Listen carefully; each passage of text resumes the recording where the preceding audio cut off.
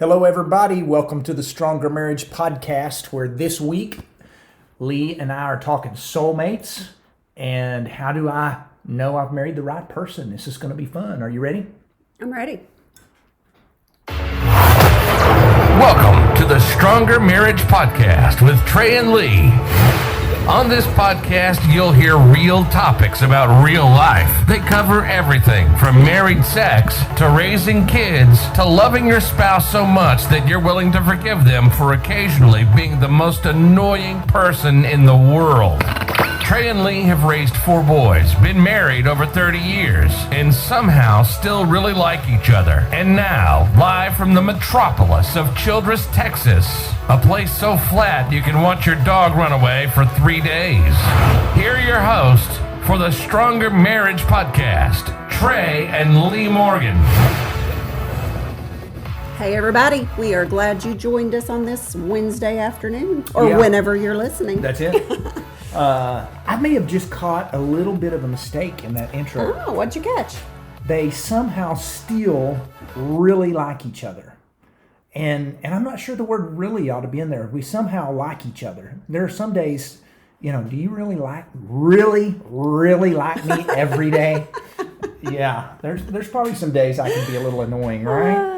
They somehow still really like each other. In parentheses, most days. Most days we really like each other. Today's one of those days we like each other. We're just keeping it real, people. Keeping it real. We just want you to know we love each other every day, even on days sometimes we get on one another's nerves. That's right.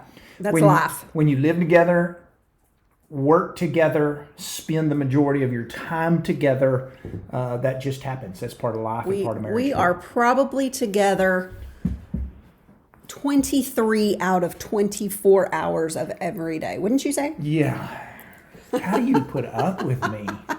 You are the most patient woman in the world. And some days, 24 out of 24. Yeah. And you being an introvert that needs some alone time, I need to do a better job at going, I'll go out and work in the garage. It's all good. It's all good. It's all good. Marriage is fun. I wouldn't want to do it with anybody else. That's right. Hey, we're back off a marriage and family workshop in Hoover, Alabama. It was a lot of fun. Met some awesome couples. We did.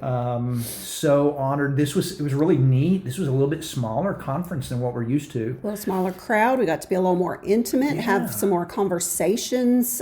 We don't always get to talk to everybody at workshops. There's workshops we have sometimes that we don't get to actually visit with anybody, and we sat and just visited with couples for the longest time. It was really fun. It was. We really enjoyed it. We appreciate the Hoover Church of Christ was host, and we appreciate that. And for those who came, we appreciate that. We had a couple that had driven 10 hours one way from Houston, Texas. That's right. To be with us in Alabama. And they knew that we were going to be in Pasadena next month, and they came anyway. Yeah. We're going to be in their backyard next month. And they came anyway. This was a marriage and family, yes. Different than what we're doing in Houston. Houston is just marriage, and they said we need both. They said we'll see you in Pasadena in a month. We are inspired by couples who see marriage as a priority, and they left their kids with their mama and their daddy with grandparents and said, we are going to Alabama, and that's inspirational to us. Mm-hmm. We have couples sometimes that go, we would love to come, but you're 2 hours away. And we're like, that is nothing. Come on. Quit using that as an excuse. 2 hours away. Drive it. We have couples that fly in for workshops. Yep. So, yeah. Hey, we're talking soulmates today. That is really kind of a big debatable thing these days. We have couples sometimes that go, I married my soulmate. We have couples sometimes that say, hey, I'm looking for my soulmate. We have people that tell us there's no such thing as soulmates. And, we have couples that say, how do I know I've married my soulmate? How do I know I've married the right person? We're going to talk a little bit about some of these things. There is some misinformation and kind of some myths we think that we're going to address in this podcast on soulmates that we think are not true. A lot of our modern songs, movies portray couples falling in love the minute they lay eyes on one another. And they realize immediately, oh, that's my soulmate. We just clicked from the second that I saw them. In reality, we really don't think that works like that. We're going to talk a little bit about that. That's attraction. We're going to talk about the different kinds of love. Yeah, and attraction's one of them. In a little bit. Yeah. So I brought this up. Let me just ask you. We say this periodically, but I think it's a good way to do it. So how does someone know that they married the right person? Well, just look at your marriage license. You married who you married, right? There you go. That's kind of a. You married. If you chose to marry them, then they are the right person. They were the right person at one time, person, yes. And so at one time you were in love, and they were the right person, and you got to figure out how can they once again be the right person if you don't feel like they're not. Well, and what we usually say to answer that is it's really not about did you marry the right person. It's about you being the right person to that spouse, if that makes any sense. You just worry about being the best spouse that you can be, and everything just kind of falls into place. It really does. It fixes a lot of stuff, and you said it well. Sometimes it's more about being the right spouse than choosing the right spouse. And I'm not saying that sometimes that's why engagement's important. Yes. If you only date for 6 weeks and then get engaged, hey, I got no problem with that if you're going to be engaged for a year before you get married. So you got some time to figure out who they are. But you don't want to date for 6 weeks, get married 2 weeks later. You gotta know the person you're marrying. And people do change. But if you love the person that you've married, and you love them for who they are, you'll often learn to love them for even the person they may have changed a little bit to be. You're not the same person that I married when we first got married. No. I'm not the same person that you married when we first got married. But we were in love, and I would consider us now, I will say that, soulmates. And so, yes, we've answered one quick question. We believe in soulmates, but not the kind of soulmates that Hollywood portrays. That's right. We've changed for the better, and we've meshed together over time. We've learned how to be soulmates to each other. Is that a good way to put that? That's a good way to put that. Now, I don't believe, we didn't talk about this, I'll throw this out there, I think you probably agree with this, I don't believe there's one specific person for every person in this world. Now, I am thrilled that I married you, and I don't even want to think about being married to anybody else. Never crossed my mind, but we easily could have married somebody else. And so I don't believe that there is one specific person for everyone in the world, and you've got to look until you find your one specific person. But I do believe in soulmates, and we're going to talk about what that is. And that's not, I don't think we were soulmates when we got married. And so we'll talk a little bit about what that is as we go. That's right. So and you mentioned engagements and that they're important, and even the dating process. I mean, you're looking to find somebody you're compatible with, and we're not saying there are people out there that you're going to be more compatible with than there are others, and hopefully you recognize that before you get married. Yeah. That you want to marry somebody that you have things in common with, that you're like-minded with. I mean, hopefully you agree for the most part on things and big things. If you just have a total different philosophy about life, then you might not ought to marry that person. That's exactly right. But if you do, you did, and then you work to make it work. Yeah. And if you're a single listening to this, thanks for listening. We're honored that you're listening. And let me say a couple of things to you as a single person. Engagement's important. You need to know who you're marrying, and so lots of questions. Get to know that person well. That is all very, very important. Ask them the big questions, things like, faith. We think faith is one of those questions that's huge. How many children you want? Do you want children? These are all big things that you need to talk about. But as much as anything, when it comes to getting married, is you want to make sure that y'all are kind of on the same page in your thought process and your belief system and everything else. Yeah, we've talked to unmarried people, college age kids, about things. And we've said there are some deal breakers out there as an engaged couple. Yeah, there really are. I mean, if you need to talk, there are certain things you need to talk about before you get married, and children. Do we want children? That can be a huge deal breaker if you wait until after you're married and realize one of you does not want kids. That's a big one to work through. Another thing I'll throw out real quick is you can't look, if you're engaged, if you're single, and there are some personality flaws, some things that drive you nuts about your person that you're engaged to, and maybe some things that are just very negative, and you go, we can fix these once we're married. That is not. Let me just say, don't get married until you fix those things. If your spouse has got a temper, if they fly off the handle, if they are an angry person and you're thinking, hey, we'll just fix this after we get married, that is not going to happen. They're probably not going to work on it afterwards like they would, knowing we're not getting married until I fix this. And if it doesn't, if you see that it's not getting worked on and not getting better, then that's one of those deal breakers that we talked about. And can I throw one more thing out there? Since we've been on the topic of singles and people getting married. When you get married, you're going to probably have some doubt, and that's normal. Meaning, I'm not sure any couple ever gets married that doesn't go, well, I hope I'm doing the right thing. There's always a little bit of queasiness, a little wariness. And so if somebody says, hey, don't get married until you're 100% sure, I'm not sure anybody's 100% sure. I know we went into marriage going, well, I hope we were in love. I wanted to be married with all of my heart, but I don't think anybody goes into marriage going, I'm 100% sure that this is this is going to be perfect from here on out. No, that's right. And so you got to understand that it's all right to have a little bit of nerves and a little bit of drawback of, well, I hope I'm doing the right thing. But hey.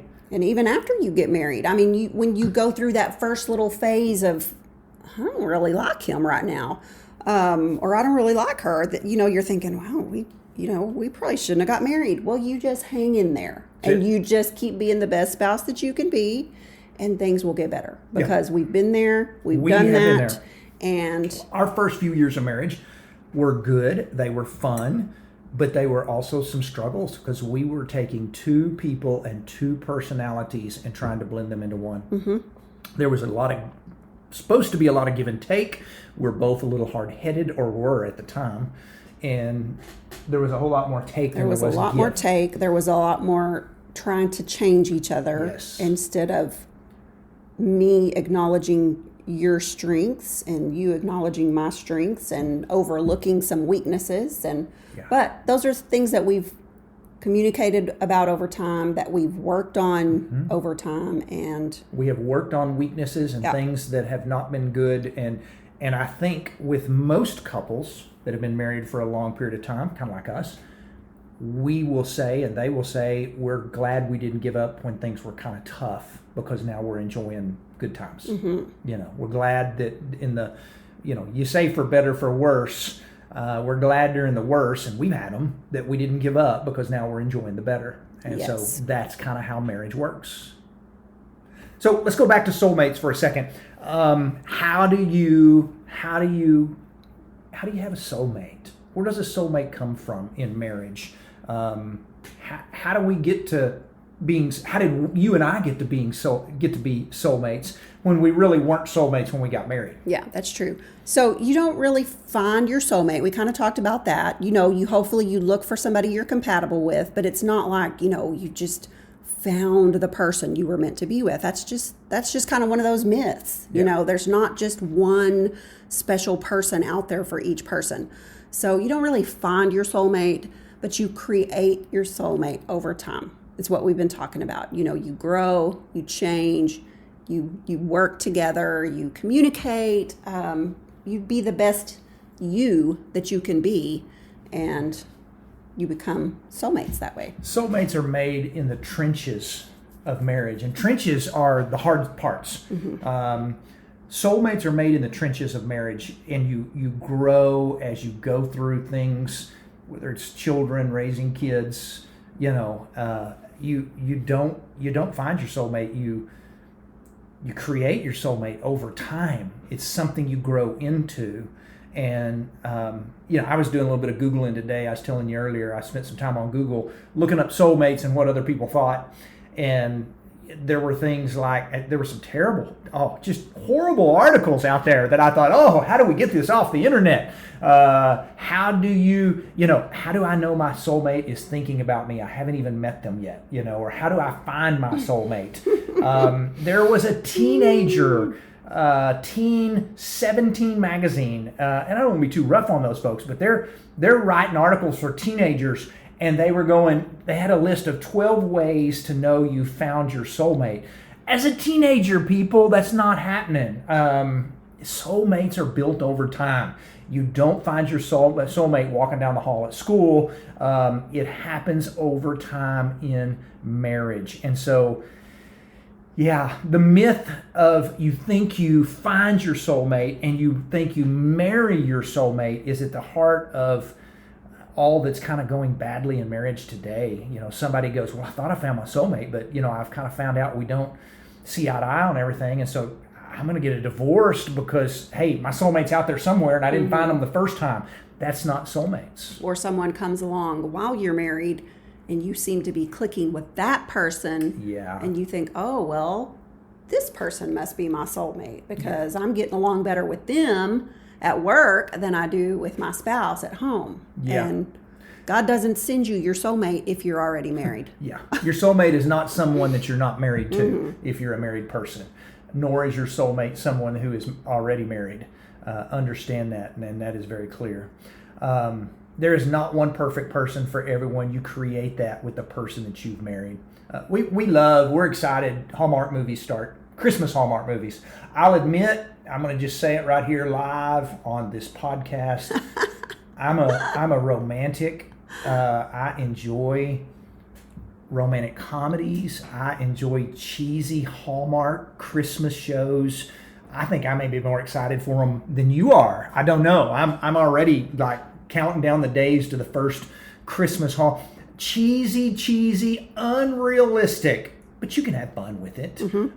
So many times on there, I found my soulmate. I just didn't realize he was the, the Hallmark movies, and they're pretty humorous. Oh yeah. You don't have to pay attention too closely to be able to follow along. You can get up and leave the room for 10 minutes and come back and still know what's happening. You haven't missed much. Yeah. So, but we do enjoy those. But we also think, again, you create your soulmate over time. You don't marry your soulmate.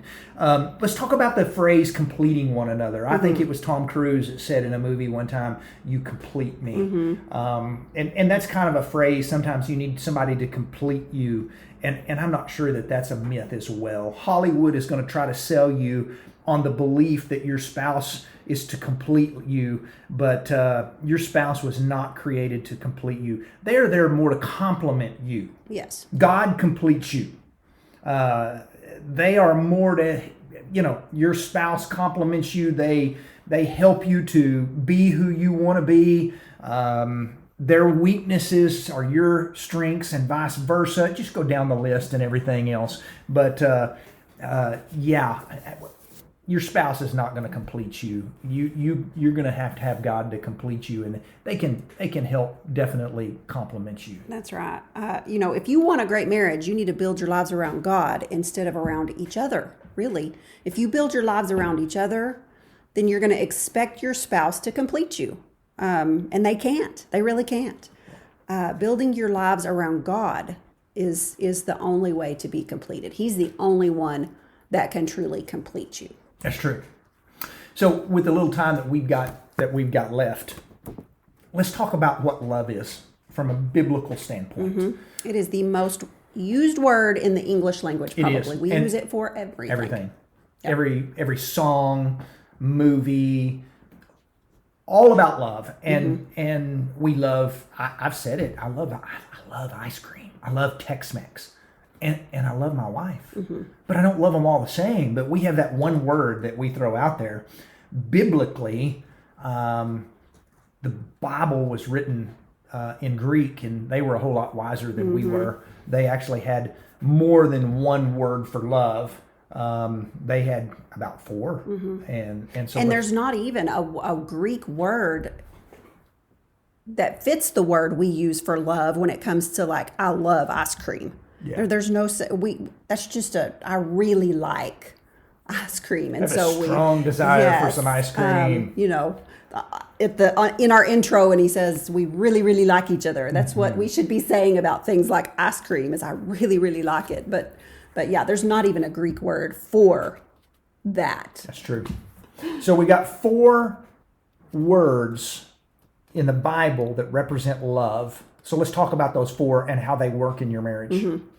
What's the first one? Okay. So the first one is eros love, which is the sexual, sensual, physical love. This is that attraction when you first see somebody and you think, oh, it's love at first sight.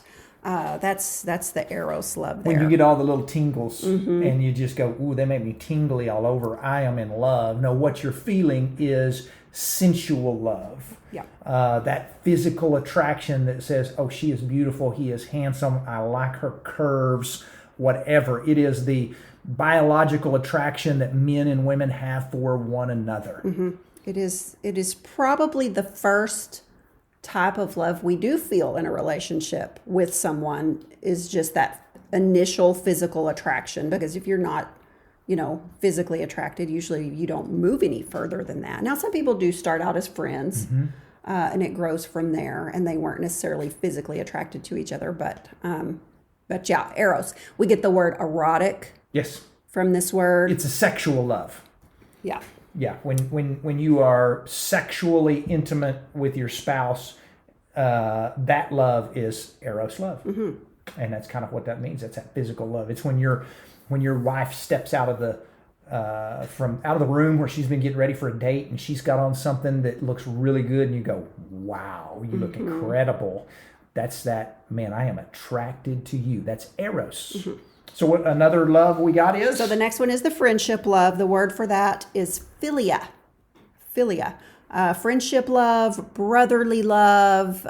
This is the city of Philadelphia gets its name from this root word, or from this Greek word, philia.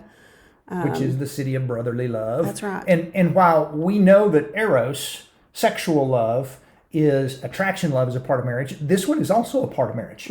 It's a friendship. And this is important. You can't base your entire marriage off of sex or physical attraction, because that's not always going to be around. And that's why philia love is that friendship love. And that's why you spend time together, doing things together, building common interests together.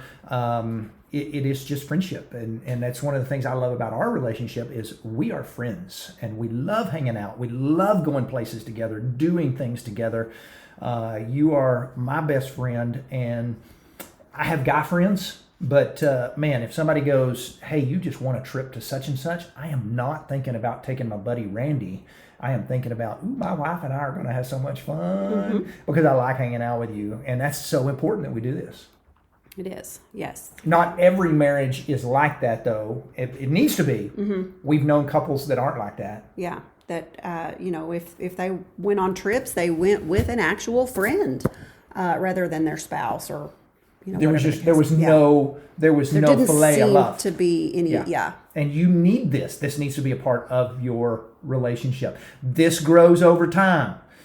It also is one that both eros and philia is one that if you don't take care of it in marriage, you'll lose those. You protect your intimacy. You also have to protect your friendship, meaning you've got to spend time with your spouse. Couples don't really fall out of love. They do fall out of friendship because they're not doing anything together. They're raising kids and paying bills together. Yeah, so that's why we always preach that you need to have those common interests and you need to make time to date. You need to be spending time together. Friends spend time together. So yeah, grow your friendship. Yep. So the next one there is a family love. Storge is the Greek word there. Storge love. This is the love that a father has for his children, or a mother that has for her children, or the kind of love you have for your parents. It's just that, those are your people. These are my people. It's the people that, it's a storge love. It's when you come home after work and you are dead tired and the world has taken all day from you, and those kids wrap their arms around your neck and refill your love tank. It is that warm feeling. That is storge, family love, and that needs to be a part of your relationship and your family as well. That does. That is something you can have in your family, and eros is marriage. Philia can be for you can have friends, that sort of thing. Storge is going to be for your family. And then the most popular one, the one we talk about the most, is the agape love. Agape love. And that is actually a verb. That is actually an action. Maybe you've heard of agape. Agape is selfless love. It is giving love. It gives without expecting anything in return. It's the unconditional. Yes, and this is really this is important part of love as well, or marriage as well. You've got to have this. This is what Ephesians 5:25 says when it says, "Husbands, love your wives as Christ loved the church and gave himself up for her." That was an agape love. Said you give yourself. John 3:16, for God so loved the world, he gave his son. There's your agape. It's action. And so I'm going to give you what you need. You're going to give in our marriage, and we want to give more than we take, and we want to give without expecting take. Well, I did this for you. Why didn't you do anything for me? That's right. So the other three loves, eros, philia, storge, those are feelings that we have. The agape, the one that is essential in marriage, is an action. It's not a feeling. And, that's why we have such a hard time when people say, I don't love my spouse anymore. Well, you may not feel that sexual attraction to them right now. You may not, you may not really be friends right at the moment. But basically you're saying, I'm choosing to not love my spouse with actions because anymore. Agape is an action. And so, when you say I don't love my spouse anymore, which kind of love are you talking about? Eros, philia, storge. You never lose agape love. You can choose to give it away and not do it anymore. But you never lose that because it's an I choose you love. When you said I do on your wedding day, you said I choose you. And when everything else goes south and everything gets hard, you still say, I choose you. When the eros love isn't working like it should because you got a bunch of small kids in your house, you say, I still choose you. When friendship is just kind of struggling because y'all hadn't had any time together, agape still says, I choose you. That's right. Because our feelings are unpredictable and they are going to fluctuate. Feelings fluctuate. But you still make that choice. When you say I do, you're making that choice every single day to love that person for better or for worse through your actions. That's exactly right. This is fun. Boy, this was a good episode. Are we preaching here? I think so. I hope people listen to this one because, man, we explained some stuff on love, on soulmates, on singles. I mean, we covered a lot of stuff here. Yeah. There was some good stuff in here. We have to save this one and I can use it somewhere down in a session at a workshop somewhere.